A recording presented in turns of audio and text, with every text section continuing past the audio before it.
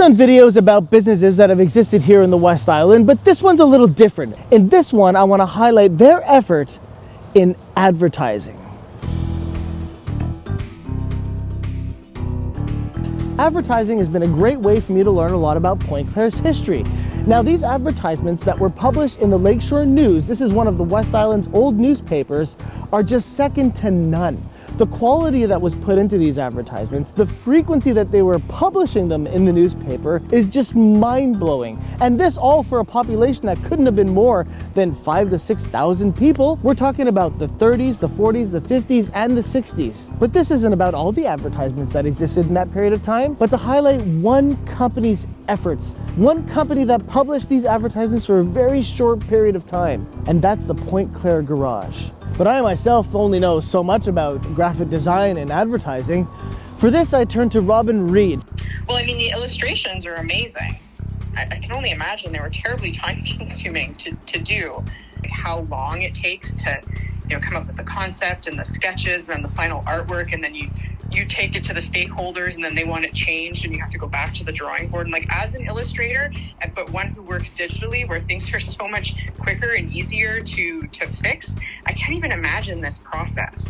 I sent her these advertisements and she had some pretty interesting things to say. Things that I didn't even think about. They're kind of like educating people in a way. Like, look at that first Pointe Claire Garage, A&M Bissonnette props, telephone number. God, then there's this whole story. There's think about how you engage with advertising now.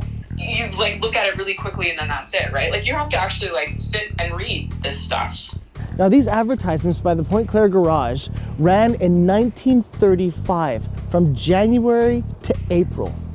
That's it. I don't think these were all done by the same artist because the style seems to change. They were probably employing a bunch of different artists that were all kind of working simultaneously on creating these illustrations. It was probably a pretty big investment. When I look at these old ads, all I think about are all of these, the time and the physical space that all of this took. I'm imagining an artist sitting in front of a drafting table with paint and paintbrush, all this stuff. And now all of these things are done in a tiny little laptop. It's amazing. All for one ad in a tiny newspaper to a minuscule little audience that lasted for, a week? So this is why I'll be awarding to the Pointe Claire Garage the official yet not official, non-existent Endangered Stories Marketing Award of 2022 for what you were able to create between January 11th to April 19th in 1935 is unparalleled, and you certainly raised the standards of marketing here in Pointe Claire. Now, what happened to the Pointe Claire Garage since then? Well, that's for another Endangered Story.